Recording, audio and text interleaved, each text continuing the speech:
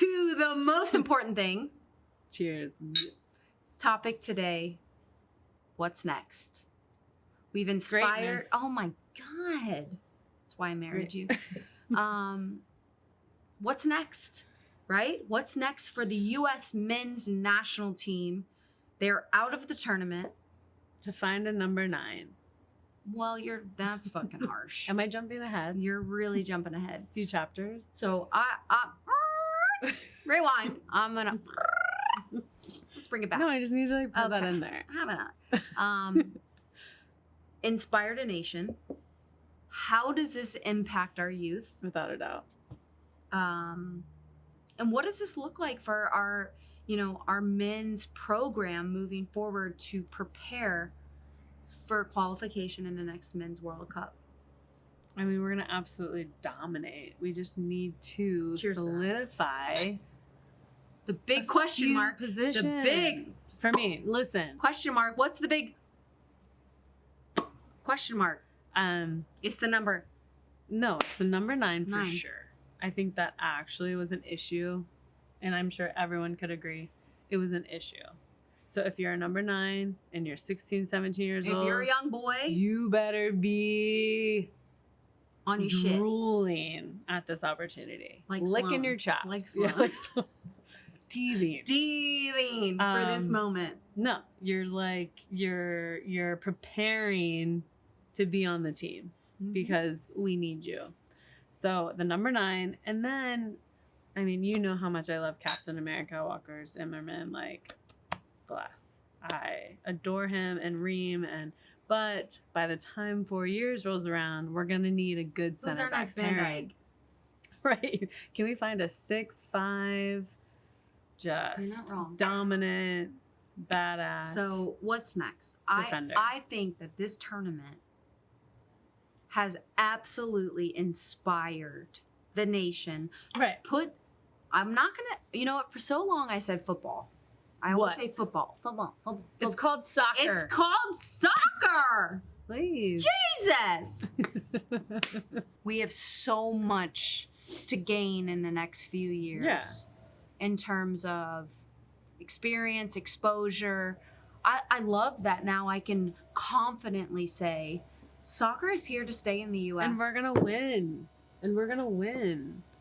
Because any game we would go into, I'm like, I don't know. We're playing Costa Rica. They're also now, very good. The expectation moving forward in the next 4 years is win. Before it was gaining the respect right. from the world. We've gained that in this tournament, right? We've gained the respect of the world and the Europeans and all of the players that are overseas and abroad. Right. So now the standard can be set. The standard has been set that we expect to win. This country expects greatness. Right. It expects a winning mentality, a winning culture.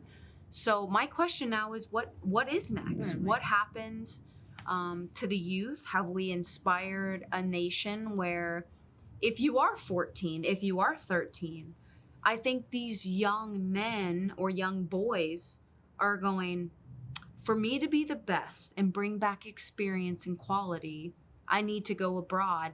Or, you have rumors of Messi coming to our league in the MLS is only getting incredible. better. It's only growing, right? So now that we've had such a successful tournament, do we attract a ton of big time players? For sure.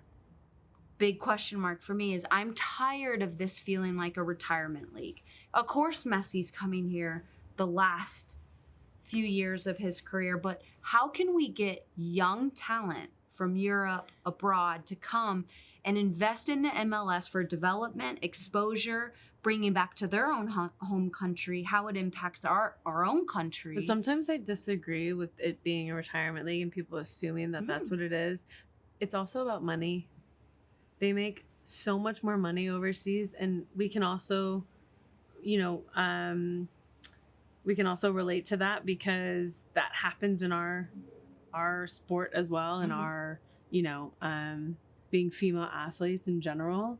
Like, you can make more money over in Europe than you can in the NWSL, and that's just fact. So a lot of the best players, BPL, same thing. so I'm just, it's not just a retirement league. I feel like a lot of our men make so much more money over in Europe than they do here. And that's also why it's more attractive if you're good enough. So that is why I feel like a lot of those players who are European, they grow up in that lifestyle. Of course, they're going to choose that first, right? And then have this experience. And he's obviously, Messi coming over is going to make the most out of everyone. I just really think this tournament has helped the momentum of not only the federation, but the MLS. It's really put us in a category of saying, we're here, we've done the work. For sure. For far too long, we have been kind of cut short at our knees. Our men's team, like, they've been a laughing joke of the world behind our women's team, and all of these things that, like, they have now blossomed into this really competitive country that people can't take lightly anymore. No. And I think they're going to be excited to come and have a new experience. First of all, you're coming to the U.S., right? Everyone loves the U.S. and I mean, what's not to like about Miami, L.A., New York? Those, I mean, some of the best cities in the world. Of course, they're going to be that excited to bring their families, and so I think some of that is a dream for a lot of foreigners to come to America and get the whole scene and have this whole experience, and for their families. I mean, it would be incredible. I mean, imagine Messi in Miami. How many they're gonna have. They're gonna be fighting. Can you for imagine tickets. the moment the rumors came? Yeah. How much it impacted ticket sales? Yeah. But I feel like we can have a little bit of a shift now, because on top of that, like, the culture is changing within the soccer world here, right? And it has changed a lot with our women's team. The fight for just equal pay and getting what we deserve and all of that kind of helps that culture grow. Correct. Of how we perform too. Because on the national team, we told ourselves, and as a group, we have to win in order for people to listen. So I think we had an extra expectation for ourselves, not only for ourselves, but for everyone to give everything, because we were like, we're not going to get anything if we don't win. So we have to perform. We have to show up every day. And our expectation is set so high. The standard is set so high every single day in training, every single tournament, whether it's a World Cup year or not, to perform our best, because that is what we needed to get what we deserve. Okay. And to build our platforms and to continue to grow the game and do all the things surrounding women's football in the US and around the world. We had to really just fight tooth and nail. So that kind of helped develop the culture that we had within the team of, you know what, I'm showing up every day and I'm going to do my best. I will bring everything, whether it's training or a game, because I'm here to fight for my job, to fight for a roof over my head, to fight for my family, to fight for what I've worked for my entire life. And I think that's kind of what separates a little bit of our mentality to the men, because it's our life, it's our livelihood, it's our lifestyle. It's what we've needed to bring day in and day out in order to survive, in order to get anything. Yeah. And be good at what we do. And I feel like that's helped develop our culture. So I'm not sure what has helped develop their culture, and what that is and what that looks like. But for us, that culture has catapulted us to a level now that the expectation is to always win. Agree. And to continue to fight till the very last minute of every game. So if we related back to your 2011 experience at the World Cup, when you came from such an extreme high, playing against Brazil, Abby's goal sends it into overtime, goes into PKs. You score the final 5th PK. Unbelievable high. The crowd, it's insane, right? So, of course, you play against France, and then you play against Japan, and it goes from such an extraordinary high to such a dramatic low and disappointment. Yeah. So if we were to relate it back to our experience or your experience, how did that fuel you moving on for the next 4 years? Because there's a different experience here that we have to talk about.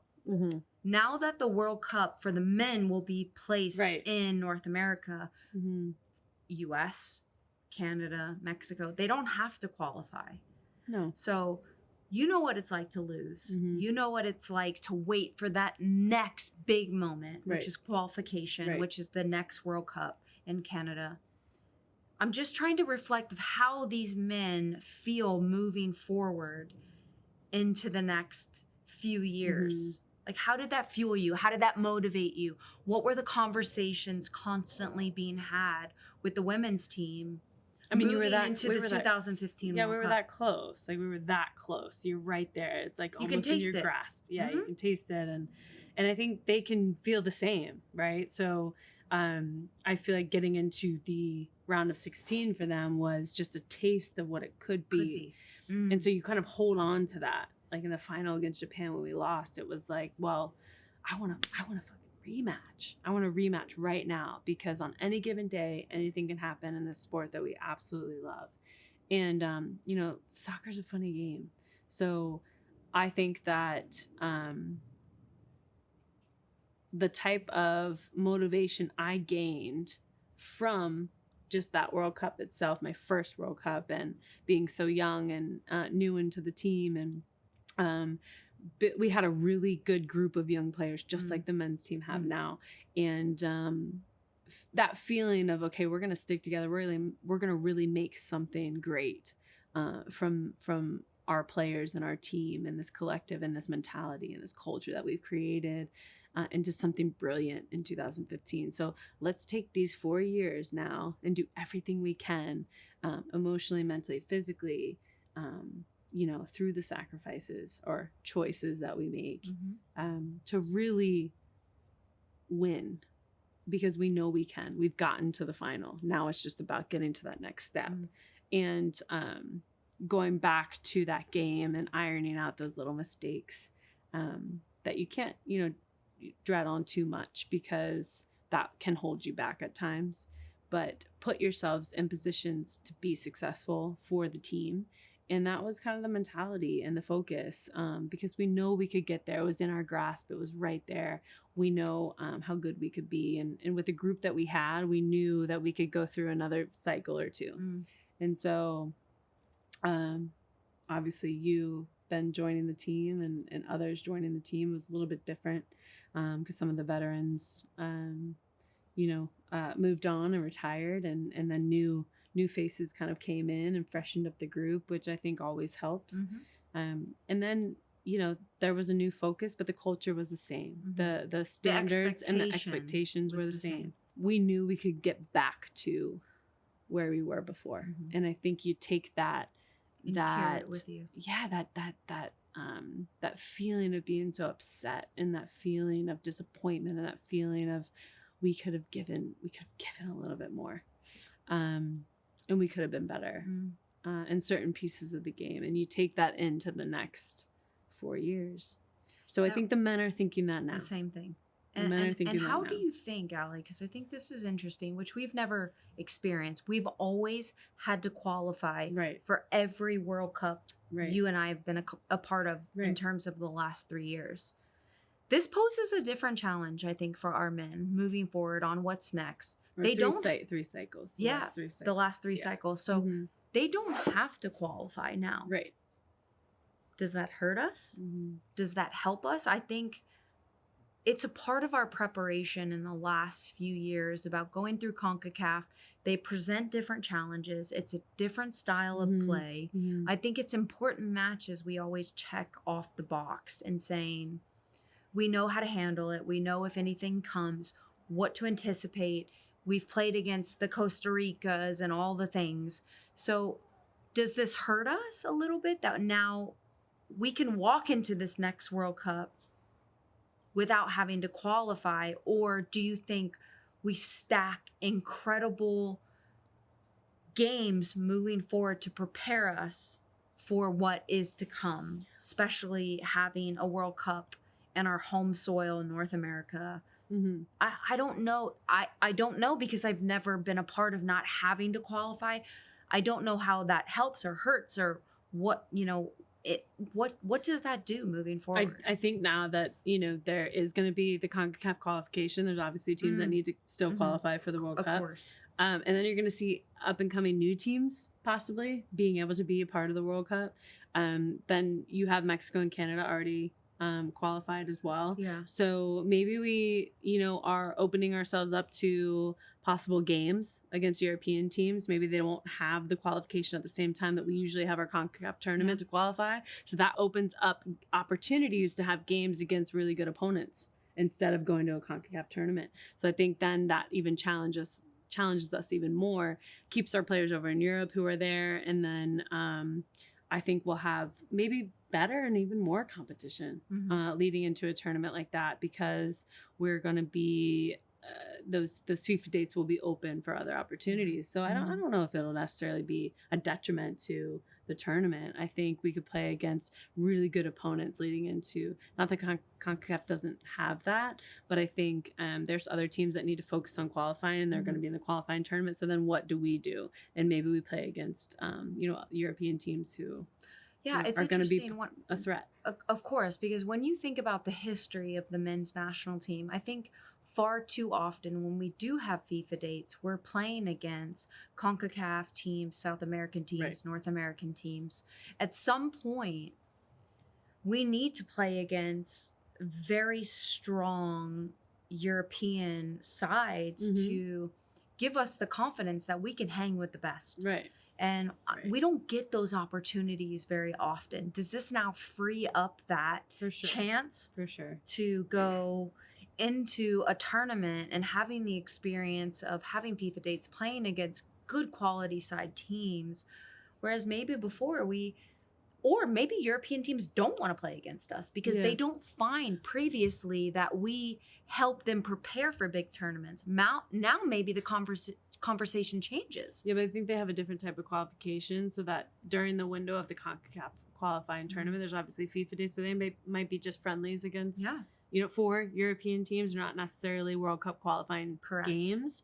So I think that will free up a lot of the European teams for us to be able to compete and play against them. So I don't necessarily think that even against a Mexico or a Canada is also it's a good really game. Good. So, they're going to figure it out and maybe come up with their own tournament. Who knows? Or they're not a tournament, but maybe a 2 or 3 game series against a European squad or, Mexico or Canada. So I think we'll be okay. As we prep for the 2019 Women's World Cup in France, we made it a point to play against every single top 5 team, every single top 10 team. When you think about the Tournament of Nations, you think about the She Believes tournament. Building into the 2019 World Cup, we had not lost a game. We played against Germany, France, Japan, Brazil, England. I mean, you name it. We played against heavy hitters. And I can only relate that back to my experience as a goalkeeper. There were times where I played against France. I played against the Netherlands. I played against Sweden. I played against England. I played against such incredible, impactful nations that I felt prepared moving into that tournament. I didn't fear anyone. I felt like everyone should fear us. So I hope the men can carry that with them in the next 4 years as they continue to progress and evolve and play against very impactful teams that are paving the way for modern day football.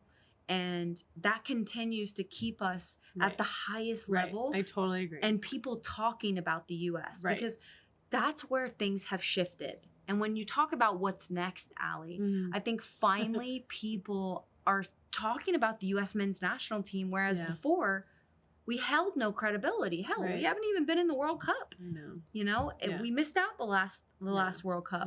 And think about Germany didn't make it out of group. Spain didn't make it out of the group. But we sure held. We did. And that gives us credibility. That gives us momentum moving into this next chapter, moving into this next cycle. Right. Greg has an incredible tough task at his hand, in my opinion. There's so many young players that can play hell in the next 2 World Cups if they choose. Right. What does he do? How does he shake it up? He clearly knows the attacking third was not good enough. No. So how does he make these changes? Who is he going after? You know, before it's always been, how do we look at the European players and bring them into our national team? Either dual citizenship or, you know, all these things, or all these variables, right? Now, do we have the option to say, we can actually look in the MLS, because look at Aronson. Comes into Philadelphia, has an incredible run, goes overseas, impacts leads at the highest level, brings that experience into our national team. Like, I genuinely believe now that this impacts our domestic league, where we have the power we have never had before. We have the impact we've never had before. We have the credibility we've never had before. It's important. I think moving forward, it will, going back to what you said about playing these teams who are at the high level, who are very mature, who are very experienced, who have been champions in a World Cup, in an Olympics, and all the things. It's going to be very important to schedule those games against the Argentinas of the world, against the Netherlands, against the Brazilians, against the Spanish players. These games are going to be what Germany is what is really going to help us prepare and prep and really kind of iron out those little details that we need to fix in order to win or even get close to getting to the semifinals of a World Cup. And so if we can do that consistently in the next 4 years, we can be there, because you will easily find out what your strengths and weaknesses are against the best teams in the world. Absolutely. And how to break them down, what you need to work on, and what you need to be successful. And so that's going to be key for me in the next 4 years, and for the coaching staff to really fine tune and solidify a center back pairing and a number 9. I couldn't agree because more. The spine of your team is the most important. You have Turner in goal. You have Adams in midfield controlling with Musa and McKennie. You're perfect there. Sorry, but they're 3 of the best midfielders we've ever had. You have Pulisic and you have Weah. You need the number 9. You're missing the completion of the spine. And that for me is going to be key in the next 4 years, to find somebody who can really, the attacking power, because you have 2 brilliant wingers. I couldn't agree more. To provide service, to create the opportunities, the goal scoring opportunities, to be specific. And you're missing that puzzle piece. Who's going to grab the opportunity, solidify it, and run with it? Because when you think, I think it's important to always relate it back to our own experience, because we can speak truth on that. Right. When I think back to the most monumental moments of our tournaments, it's Alex Morgan scoring to put us through, let's say when we played against Canada. It's Abby Wambach constantly showing up, creating dominance in the most impactful moments. Carrying the team on her back, scoring that goal against Brazil, putting us through. The Pinos. When you think about the Megan Rapinos, you think about Carly Lloyd. Jesus, when we won, the impact she had as R9. They changed the entire tournament for our squad. It's huge. You can't deny it. No, you can't deny it. They need to really invest in their attacking power, because that was the missing piece. It was a confusional tournament. It was kind of just like a question mark. I mean, I don't even think the coaching staff even knew. No one grabbed the position and said, "This is mine. I'm going to change the game." Yeah, because I don't even know if they even knew. which that stems from the leadership. That stems from the coaching staff being like, you are my guy. You're going to be it.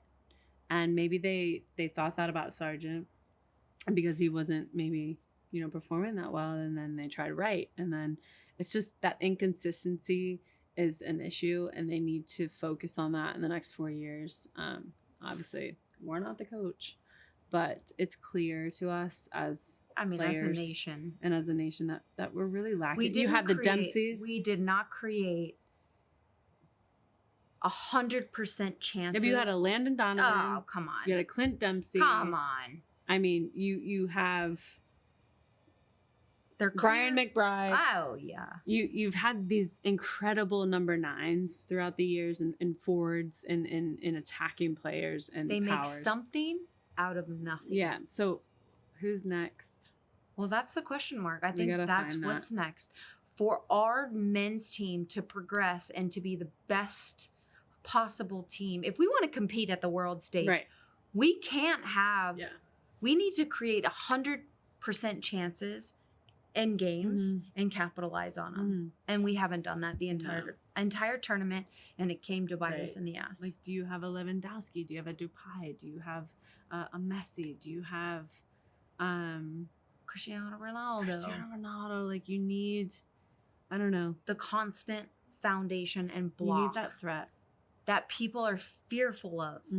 That it changes. Benzema. Yeah, it changes the way the opponent sees the game. We don't have that yet. We don't. Mbappe. I don't know. Just somebody who's. But we also have a young squad, so we have nothing but time. So I'm curious in the next 4 years who grabs that position and says, well, it could be someone we don't even know yet. This position is mine. It could be someone who we don't even know yet. Exactly. And I think they inspired young players to say, step up. I could be there. I could do this role. I can be the difference maker. Yeah. Because we need that. I'm very excited. Honestly, I am, like we've talked about this, I am such a huge fan. I know we can critique them, and we can analyze, and we can do all the things. But I am such a huge fan of our team, our men's team, and I'm so excited to support them the next World Cups and years to come. And they're on to such an incredible run, and the program looks really good. And it shows that our program is moving in the right direction, Ali. Yeah, the personnel is just getting better and better.